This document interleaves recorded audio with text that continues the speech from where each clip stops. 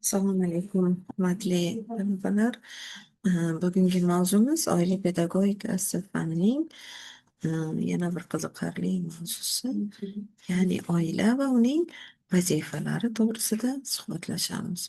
Demak, rejamiz oilaning iqtisodiy, reproduktiv, tarbiyaviy, kommunikativ vazifalari birinchi reja. Ikkinchisi, oilaning rekreativ, filosofologik, regulyativ va relaksatsiya vazifalari. Uchinchi rejamiz esa oilaviy munosabatlarning oila vazifalarini bajarishdagi ahamiyati hisoblanar ekan. Xo'p, oilaning iqtisodiy, reproduktiv, tarbiyaviy va kommunikativ vazifalari haqida suhbatlashamiz.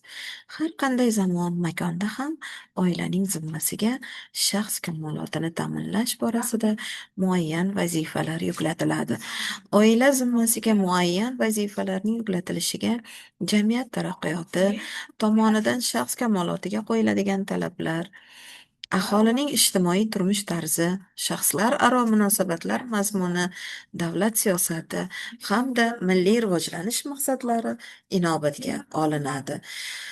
Zamonaviy sharoitda oilalarning hayoti va faoliyati quyidagi vazifalarni ijobiy hal qilishga yo'naltiriladi. Iqtisodiy, reproduktiv, tarbiyaviy, rekreativ, kommunikativ, regulyativ, filologik, relaksatsiya vazifalari. Oilaning iqtisodiy vazifasi nima?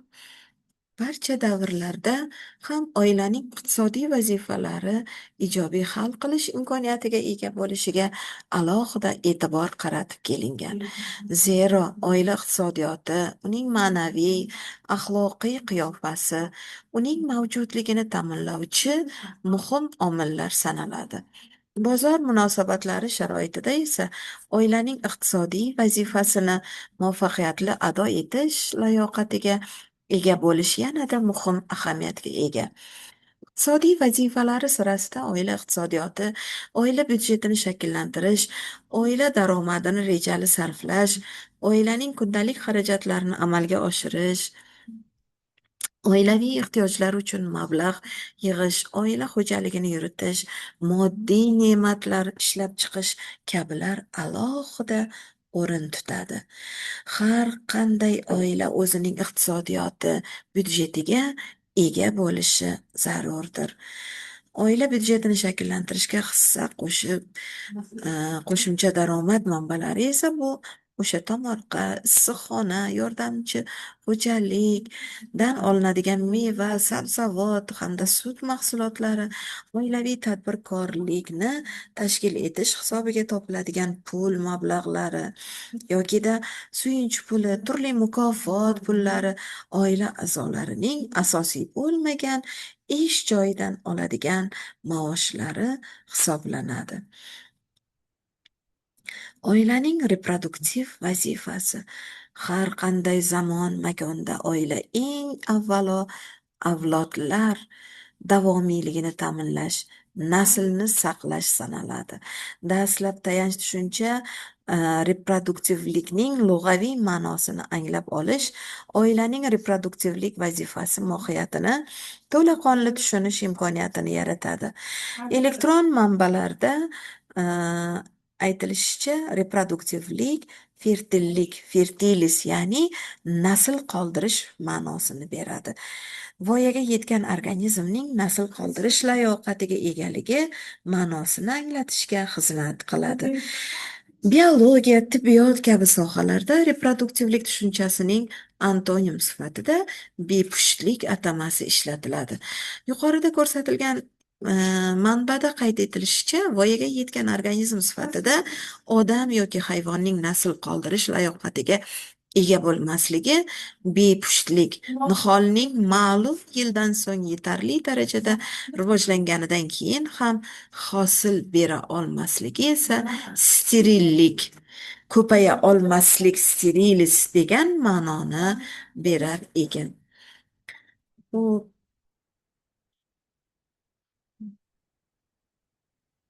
Yuvarlak oynarsın.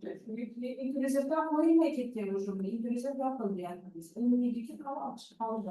Oilaning tarbiyaviy vazifasiga to'xtalib o'tamiz.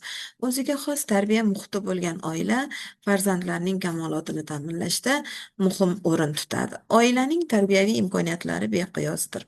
Bolaning tabiiy alomatlari, nasl nasabi qanchalik ahamiyatga ega bo'lmasin, tarbiya hal qiluvchi rolni o'ynaydi.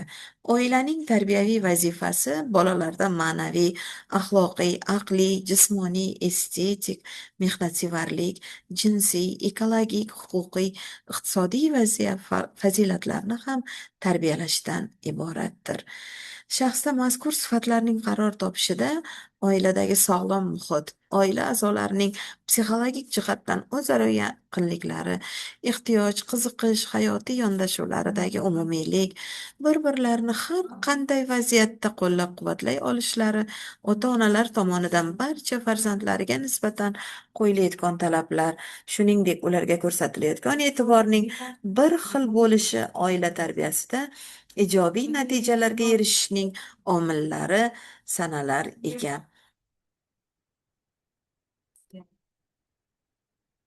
Oilaning kommunikativ vazifasi eng muhim vazifalardan biri hisoblanadi. Ya'ni bu o'sha oila a'zolari bilan oilaning o'rtasida tashkil etiladigan muloqotiga asoslanadi. Zamonaviy sharoitda oila a'zolari o'rtasidagi faol muloqotda bo'lish tanazzulga uchramoqda.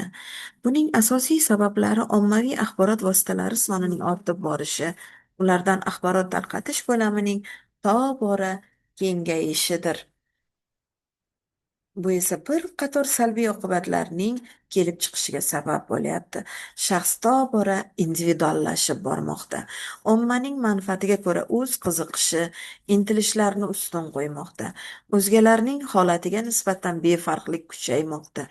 Oila davrasida suhbatlar odatda bolalar, kattalar, ota-ona, buva-buvi, oilaning boshqa yoshi katta a'zolari namunasida atrof muhitga, atrofdagilarga nisbatan ijobiy yoki salbiy bo'lishidan qat'iy nazar munosabatni shakllantiradi. Rekreativ vazifasi oilaning ijtimoiy jihatdan oila a'zolarining bir-birlariga nisbatan rekreativ, ya'ni o'zaro jismoniy, moddiy, ma'naviy, psixologik yordam ko'rsatishga asoslangan munosabati hisoblanar ekan. Oilaning filologik vazifasi azaldan oila baxt qo'rg'oni sanaladi. Chunki inson aynan oiladagina o'zini chinakamiga xavfsiz, baxtli his qiladi. Agarda oilada sog'lom psixologik muhit shakllangan bo'lsa, shubhasiz uning a'zolari o'zaro hamjihatlikda baxtli filologik hayot kechirishadi. Oilaning regulativ vazifasi. Har qanday ijtimoiy guruh, uyushma mavjud ekan, uning faoliyati boshqariladi. Oila a'zolari o'rtasidagi o'zaro munosabatlarni tartibga solish, ularning faoliyatlari yuzasidan ijtimoiy nazoratni yo'lga qo'yish, oilada ota-onaning ustunligini ta'minlash, shuningdek ota-onaning oilada alohida e'tiborga ega bo'lishi, ayniqsa otaning roli, obro'yi erishish oilaning regulativ, ya'ni boshqaruv vazifalari sirasida alohida o'rin tutadi.